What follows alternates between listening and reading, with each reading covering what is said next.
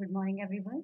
Welcome to my channel Management Mantra. I am Dr. Barkha Gupta and अभी हम factory act पढ़ रहे हैं 1948, जिसमें हम 2 पार्ट्स देख चुके थे, जो उसका प्रिलिमिनरीज बताई गई हैं, डेफिनेशंस बताए गए हैं। और आज जो हम पढ़ने वाले हैं वो है आपका हेल्थ प्रोविजन। ये फैक्ट्री एक्ट का चैप्टर 3 है, जिसमें हेल्थ प्रोविजंस के रिगार्डिंग इंफॉर्मेशन दी गई है। और इसमें आ रहे हैं आपके सेक्शन 11 to 20। इसमें आपके सेक्शन 11 से सेक्शन 20 तक के सेक्शंस कवर किए गए हैं हेल्थ प्रोविजंस में। तो चलिए देखते हैं। और एक चीज़ और, अगर आपने पहले 2 पार्ट अभी तक नहीं देखे हुए हैं तो उनकी लिंक मैं आपको डिस्क्रिप्शन बॉक्स में प्रोवाइड करवा दूंगी, तो आप वहां से उसे देख सकते हैं। चलिए स्टार्ट करते हैं। Health provision section 11 to 20। इस चैप्टर में बेसिकली आप फैक्ट्री एक्ट में कंटेंट जो डिटेल है, जो वर्कर्स की हेल्थ के रिगार्डिंग बताई गई है, वो सारी आप देखने वाले हैं। तो जिसमें फर्स्ट आ रहा है आपका section 11। The first one is section 11, that is cleanliness. Section 11 cleanliness. आप भी जानते हो, कोई भी प्लेस हो वहां पर अगर क्लीन नहीं है वो प्लेस, तो ना तो कोई वहां वर्क कर पाएगा, इवन वहां पर बीमारियां भी बहुत जल्दी होंगी। तो सेम कंडीशंस फैक्ट्रीज के लिए भी है कि फैक्ट्री में अगर कहीं पर कोई भी वर्क हो रहा है, उस केस में वहां पर भी जो उसका प्रोमाइसिस है वो प्रॉपरली क्लीन होना चाहिए। अगर वो प्रोमाइसिस क्लीन नहीं होगा तो उस केस में वहां पर वर्क करना पॉसिबल नहीं होगा, डेंजर भी होगा, एज वेल एज बिकॉज वहाँ हेल्थ को लेकर काफी इश्यूज क्रिएट हो सकते हैं। तो यहाँ बताया गया है क्लीनलीनेस सेक्शन 11 में, the working condition should be clean and safe. जो भी वर्किंग कंडीशंस हैं वहां पर सेफ्टी का ध्यान भी रखना चाहिए और क्लीननेस का भी ध्यान रखना जरूरी है ना। मतलब वो क्लीन भी होना चाहिए और सेफ भी होना चाहिए। फिर बताया क्या है, clean the floor at least 1 week by washing. जो आपका क्लीन है, जो आपका फ्लोर है वो हफ्ते में एक बार कम से कम उसको प्रॉपर तरीके से वॉश होना चाहिए। नॉर्मल जो रेगुलर जो सफाई हो रही है वो तो अपनी जगह है, बट हफ्ते में एक बार उसे प्रॉपर तरीके से वॉश करना रिक्वायर्ड है ना। और उसके लिए कोई भी इफेक्टिव मेथड जो वॉशिंग के लिए प्रिस्क्राइब की गई है वो यूज की जा सकती है। इसके अलावा ड्रेनेज जो है, मतलब पानी का जो निकास है वो प्रॉपर हो सके, उसके लिए बोला है कि effective means of drainage shall be provided. एक सही तरीके से ड्रेनेज हो, उसका बात का भी ध्यान रखना यहाँ पर जरूरी है। Then white wash every 14 week. Proper तरीके से वाइट वॉश होना चाहिए हर 14 वीक पे। और जो वार्निश है या पेंट है वो भी आपके हर 5 साल में हो जाने चाहिए। एवरी 5 years में आपकी पेंटिंग या वार्निश होनी चाहिए। ये कुछ पॉइंट्स बताए गए हैं रिगार्डिंग द क्लीननेस। इससे क्लीननेस को फोकस करने के लिए पॉइंट्स यहाँ पर डिस्कस किए गए हैं। इसके अलावा आप जो डिसइंफेक्टेड होते हैं, इन्फेक्टेंट जो होते हैं, उनका भी यूज कर सकते हैं। वो भी एक इम्पॉर्टेंट पॉइंट होता है क्लीनेस के रिगार्डिंग, क्योंकि उससे भी हमारे जितने भी जर्म्स हैं वो दूर रहेंगे, तो वर्कर्स की हेल्थ के लिए सही पॉइंट रहेगा वो। नेक्स्ट आपका आ रहा है, that is the section 12। Section 12 में आपको बताया गया है disposal of waste and influent. Disposal of waste and influent, इसमें बताया गया है there should be proper arrangement of disposal of waste and influent. जो भी आपका जो गंदा पानी है, उस गंदे पानी को निकालने का जो निकास होता है ना, और ये जो आपका जो वेस्टेज निकल रहा है आपके फैक्ट्री के वर्क के दौरान, तो उस वेस्टेज का जो डिस्पोजल होता है उसको प्रॉपर तरीके से अरेंज करना रिक्वायर्ड होता है। और इसके लिए ऑलरेडी गवर्नमेंट ने कुछ रूल्स प्रिस्क्राइब किए हुए हैं, जिन रूल्स को फॉलो करना इसमें कंपलसरी होता है। क्योंकि इन केसेस में भी ये हो सकता है मे बी कि जो वेस्ट है उस वेस्ट में कुछ केमिकल्स हैं या किसी तरह का कोई हैजार्डस ऐसी चीज है जिसकी वजह से अगर किसी एम्प्लॉय को कोई डिसीज क्रिएट हो जाती है तो वो भी डेंजर है। इसलिए इस केस में इसका जो वेस्ट का डिस्पोजल है या इन्फ्लुएंट का जो डिस्पोजल है वो भी प्रॉपर तरीके से करना रिक्वायर्ड होता है।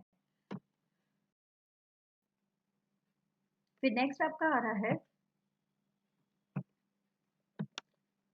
Ventilation and temperature section 13। Ventilation and temperature section 13, जैसे आप सभी जानते हो, अगर हमारे घरों में प्रॉपर वेंटिलेशन नहीं हो पाता है तो उस केस में, या प्रॉपर टेम्परेचर का मेंटेन नहीं हो पाता है तो उस केस में हमें घबराहट होना शुरू हो जाती है, ह्यूमिडिटी बहुत ज़्यादा बढ़ जाती है। तो वही सेम केस आपका कंपनी में भी है, फैक्ट्री में भी है। तो फैक्ट्री में भी अगर वेंटिलेशन और टेम्परेचर प्रॉपर तरीके से नहीं होगा तो वहां पर भी ये सारी कंडीशंस क्रिएट होना स्टार्ट हो जाएंगी। तो proper level of ventilation temperature and humidity must be maintain.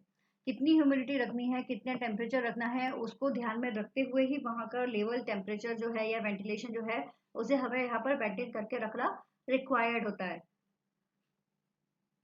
As well as इस चीज का ध्यान देना भी बहुत जरूरी है कि अगर हेक्सिस में हीट है तो उसे कैसे रिमूव करना है, कैसे उसे इसका लेवल जो है वो रिड्यूस करना है, इस बात का ध्यान रखना भी बहुत जरूरी है। तो this is the point related to the ventilation and temperature. Next point आ रहा है that is section 14। It is related to the dust and fume. Dust and fume आपको पता ही होगा, धुआं या मिट्टी धूल ये सारी जो चीजें हैं उनके रिगार्डिंग यहाँ पर मेजर दिया गया है। तो इसमें बताया गया है कि इस चीज का बहुत ध्यान देना पड़ेगा कि एक तरह से इफेक्टिव मेजर रिक्वायर्ड है कि अगर किसी के भी शरीर में या जो इनहेल करके या एक्यूमुलेट करके डस्ट और फ्यूम जो है वो उसके शरीर में ना जाए, इस चीज का ध्यान देना रिक्वायर्ड है। यही यहाँ पर बताया गया, effective measure should be taken to prevent the inhalation and the accumulation of the dust and fume, क्योंकि ये चीजें भी किसी तरीके से हेल्थ को इश्यू कर सकती हैं, इसलिए इसका ध्यान देना बहुत ज़्यादा ज़रूरी है ना। कि मान लीजिए कोई इंजन है, वो इंजन बहुत ज़्यादा धुआं छोड़ रहा है, तो उसके लिए भी सेफ्टी मेजर्स रिक्वायर्ड हैं। अदरवाइज वो धुआं अगर इनहेल हो गया तो कहीं ना कहीं वो जो डस्ट है, उसकी जो फ्यूम है, वो हमें प्रॉब्लम, क्या जो भी वर्कर है, वर्कमैन है, उसको प्रॉब्लम कर सकती है। इसलिए डस्ट एंड फ्यूम यहाँ पर पॉइंट बताया गया है। नेक्स्ट आ रहा है आपका आर्टिफिशियल ह्यूमिडिफिकेशन। आर्टिफिशियल ह्यूमिडिफिकेशन आपका सेक्शन 15 है। अभी आपने देखे होंगे जितने भी हम सेक्शन देख रहे हैं वो वन बाय वन आपके आते जा रहे हैं, इसलिए इनको याद करना आपको आसानी रहेगा। याद करने का सबसे सिंपल तरीका होता है कि जो नाम बताया गया है उसी के अकॉर्डिंग, उसी के साथ में ही आप सेक्शन को भी याद करते चलिए, तो आपको दिक्कत नहीं आएगी। ठीक है, लाइक अगर आप पढ़ भी रहे हैं तो ऐसे ही पढ़िए, artificial humidification section 15। Now, artificial humidification में बताया गया है कि factory in which humidity of the air is artificially increased, like in textile units, है ना, तो keep it in a limit. In case कभी ऐसा कुछ हो रहा है कि ह्यूमिडिटी जो है एयर की उसे आर्टिफिशियली तरीके से बढ़ाया जा रहा है, तो उस केस में ये ध्यान देना बहुत ज़रूरी है, ये आपके स्टेट गवर्नमेंट्स के रूल्स में प्रिस्क्राइब भी किया हुआ है कि अगर ह्यूमिडिटी को, ठीक है, फैक्ट्रीज में अगर ह्यूमिडिटी को आर्टिफिशियली इंक्रीज किया जा रहा है, आर्टिफिशियली अगर आप उसे इंक्रीज कर रहे हैं, तो आपको उसकी भी एक लिमिट बना के रखना रिक्वायर्ड है। और अगर आर्टिफिशियली आप उसे उसको बढ़ा रहे हैं, ह्यूमिडिटी को बढ़ा रहे हैं, तब ये भी बहुत ज़रूरी है कि किसी भी तरीके से फर्दर, मतलब इसमें प्रिस्क्राइब किए गए हैं रूल्स स्टेट गवर्नमेंट ने कि आपको किसी भी तरीके से प्रॉपर वेंटिलेशन या फिर प्रॉपर कूलिंग जो है वर्क रूम्स में वो प्रोवाइड करना रिक्वायर्ड है। ह्यूमिडिटी अगर आप बढ़ा रहे हो तो प्रॉपर वेंटिलेशन प्रोवाइड करना भी रिक्वायर्ड है। तो यही पॉइंट आपको यहाँ पर बताया गया है। इसके अलावा एक चीज और बताई गई है कि अगर आप में से हो सकता है कुछ लोग जानते भी हों कि यहाँ पर basically the water use for artificial humidification for clean, किसी भी फैक्ट्रीज में अगर आर्टिफिशियल ह्यूमिडिटी को यूज किया जा रहा है, आर्टिफिशियल ह्यूमिडिटी को बढ़ाया जा रहा है, तो मतलब ह्यूमिडिटी को अगर बढ़ाया जा रहा है तो इस केस में क्या होता है, वाटर यूज किया जाता है। तो वाटर की जो सप्लाई होती है वो किसी भी तरह से आ सकती है, बट आप जब उस वाटर को यूज कर रहे हैं तो प्रॉपर तरीके से आपको उसको यूज करना रिक्वायर्ड होता है, जिससे कि लाइक जो भी आप ह्यूमिडिफिकेशन की प्रोसेस करना चाह रहे हैं वो सही तरीके से हो सके। इसलिए बोला है water to be use artificial humidification to be clean. वो वाटर जो आप यूज कर रहे हो वो वाटर भी आपका क्लीन होना रिक्वायर्ड है। ठीक। Now section 16, over crowding. Over crowding नाम से ही आपको समझ में आ रहा होगा कि यहाँ पर डिस्क्राइब किया गया है कि किसी भी फैक्ट्री में जितने एम्प्लॉयज प्रिस्क्राइब्ड हैं उतने ही होना चाहिए। ऑलरेडी स्टेट गवर्नमेंट ने इसके रिगार्डिंग भी रूल बनाया हुआ है, उससे ज्यादा अगर वर्कर्स होते हैं तो उनके ऊपर पेनल्टी फाइन हो सकती है। तो यहाँ पर भी बताया गया कि 14.2 क्यूबिक मीटर स्पेस जो है वो पर वर्कर के लिए रिक्वायर होता है। और जब स्पेस को कैलकुलेट किया जाता है इस बात का ध्यान दिया जाता है कि 14.2 क्यूबिक मीटर स्पेस होना चाहिए। The space above the worker beyond the 4.2 meters will not be taken into account. 4.2 meters का अगर हम कोई अगर बात कर रहे हैं मीटर स्पेस की, तो वो आपके अकाउंट में वो मतलब एक तरह से एक्सेप्टेड नहीं होगा। 14.2 क्यूबिक मीटर जो रहेगा वही यहाँ पर एक्सेप्टेड होगा। इसके अलावा एक नोटिस जो है वो स्पेसिफाई करना पड़ता है कि मैक्सिमम नंबर ऑफ वर्कर्स जो है वो कितने आपने रखे हुए हैं या कितने आप रख सकते हो, उसके रिगार्डिंग भी वहाँ पर एक नोटिस आ जाता है जिसमें ये सारी चीज़ें बताई गई हैं according to room, according to premises, वो सब कुछ वहाँ पर मेंशन होता है। तो उसके अकॉर्डिंग यहाँ पर नंबर ऑफ वर्कर्स डिसाइडेड होते हैं और which can be employed in any work room shall be displayed in the प्रोमाइसेस।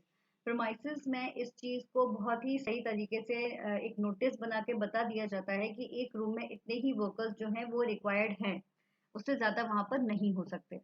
तो this is regarding the overcrowding. इसके बाद आता है आपका section 17। This is regarding for the lighting. आपको भी पता है कि अगर लाइटिंग प्रॉपर नहीं होगी तो वर्क प्रॉपर नहीं हो पाएगा। इसलिए यहाँ पर बताया गया है कि हर फैक्ट्री के हर पार्ट में, मतलब कोई भी आपकी फैक्ट्री है उसके हर पार्ट में sufficient and suitable lighting is required. Sufficient and suitable lighting is required. और आप जानते ही हैं कि there should be natural lighting as far as possible, कि नेचुरल लाइटिंग जितनी हो सकती है उतनी तो हम लेकर आ सकते हैं, बट ये भी आप जानते हो कि इट इज़ नॉट पॉसिबल कि खाली नेचुरल लाइटिंग से हमारा काम हो जाए। In that case we require the artificial lighting, तो वो भी सही तरीके से सफिशिएंट और सुटेबल जगह पर हमें मिले, इस चीज़ का ध्यान रखना ज़रूरी है। इसके अलावा ये होता है कि जितने भी वर्कर्स जो वहाँ फैक्ट्री में काम कर रहे हैं, तो इस चीज़ का भी ध्यान रखना ज़रूरी है कि वो जहाँ काम कर रहे हैं, वो जो वर्क रूम है, उस वर्क रूम के जितनी भी विंडोज़ हैं, जो आपकी स्काईलाइट्स अगर यूज़ हो रही हैं फॉर द लाइटिंग, तो वो सब भी प्रॉपर तरीके से क्लीन होना रिक्वायर्ड है।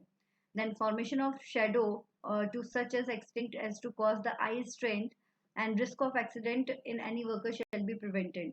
अगर शेडो पड़ रही है काम करते समय, दैट मीन्स की लाइटिंग कम है, तो उस केस में आई स्ट्रेंथ होगा और आई स्ट्रेंथ के कारण रिस्क ऑफ एक्सीडेंट बढ़ सकता है। इसलिए वर्कर्स को इस चीज से प्रिवेंट करने के लिए प्रॉपर लाइटिंग इज रिक्वायर्ड।